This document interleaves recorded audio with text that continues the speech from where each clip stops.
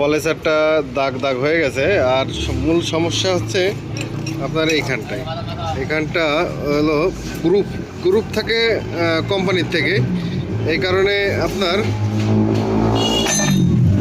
এই গ্রুপটা যদি না থাকতো তাহলে এই সমস্যাগুলো হতো না। এখন আমরা এই মাল ধরে এইটুকে ভরাট করে দিব, তাহলে সমস্যার সমাধান হয়ে যাবে।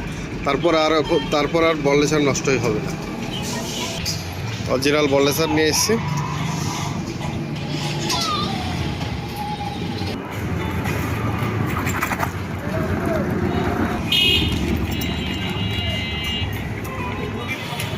এই যে বলেসারটা আপনার এইখানটা থেকে এই জায়গাটায় পড়ে, এই যে আঙুলের কাছাকাছি এই জায়গাটায় পড়ে।